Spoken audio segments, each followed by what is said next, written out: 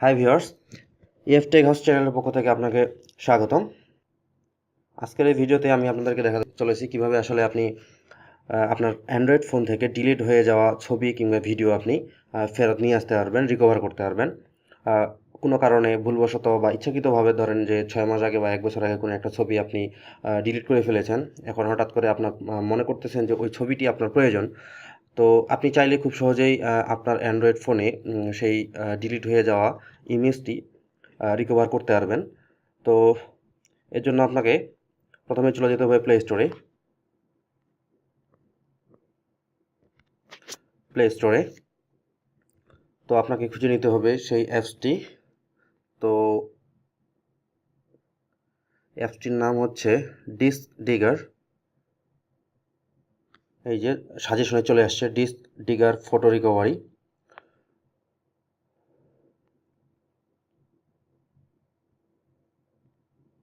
Install করে নিন। আসলে অ্যাপসটি খুব ছোট, 1.something মেগাবাইট। তো ওপেন করলাম।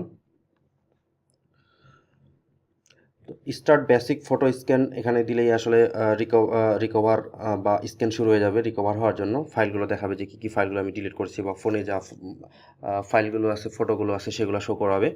তো ক্লিক করুন start basic photo scan, allow. Scanning শুরু হয়ে গেছে।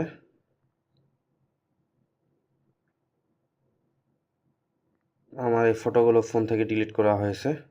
চলে একে একে সব ডিলিট করা ফটোগুলো আমার এখানে শো করতেছে, পাশাপাশি ফোনে যে ইমেজগুলো আছে সেগুলোও শো করতেছে। অ্যাকচুয়ালি এই ইমেজগুলো আর আমার ফোনে নেই, এগুলো আমি অনেক আগে ডিলিট করে ফেলেছি। তো আপনি চাইলেই জাস্ট চেক করবেন, মার্ক করবেন। এভাবে মার্ক করার পরে জাস্ট এভাবে মার্ক করবেন, ঠিক এভাবে মার্ক করার পরে আপনি যে রিকভার অপশনটুকু আছে, এই যে এখানে ডাউনলোড অপশন আইকন দেওয়া আছে, এখানে যে রিকভার, জাস্ট এখানে রিকভারে যাবেন। রিকভারে যাওয়ার পরে আপনি যে সেকেন্ড অপশনটুকু দেখা যাচ্ছে এখানে, save the files to custom location on your device, এটাতে আমি ক্লিক দিব। দেন আমি মেনু থেকে শো এসডি কার্ড,